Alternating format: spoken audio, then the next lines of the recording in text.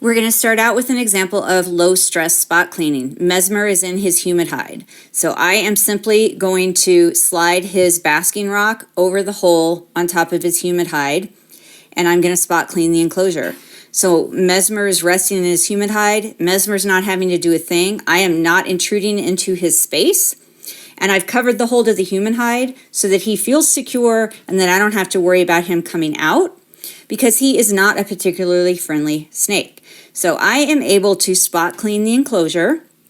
I'm able to check the water. It didn't need to be changed on this day.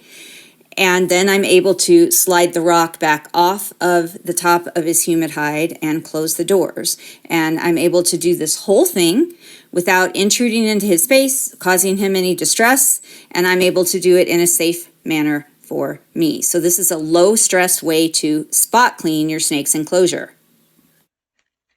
This is an example of low stress enclosure maintenance in general. The snake that lives in this enclosure, Mesmer, is in the left rear corner underneath a black rectangular Reptile Basics plastic hide. I took the rock off of the top of his humid hide and I use it to block the entrance of his hide.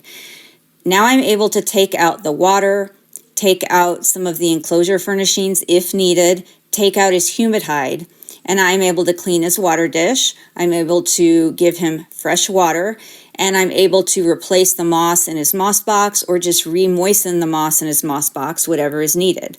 All while he is safely in his hide box with the door covered so that he can't come out and become panicked. I don't have to worry about him coming out, and I'm not disturbing him. I'm able to do some glass cleaning. I've already changed the water and put it back, so he's got a clean, fresh water dish. He's got a clean, fresh humid hide with new damp sphagnum moss. And now I've cleaned off his glass windows of his enclosure, both inside and outside. And I've checked the other furnishings in there except the one that he's in. So I have cleaned virtually everything and checked it, other than the hide that he's using. And I'll do that another day. So I move the rock out from in front of the hide entrance and I close everything up, and now the entire rest of his enclosure is all clean.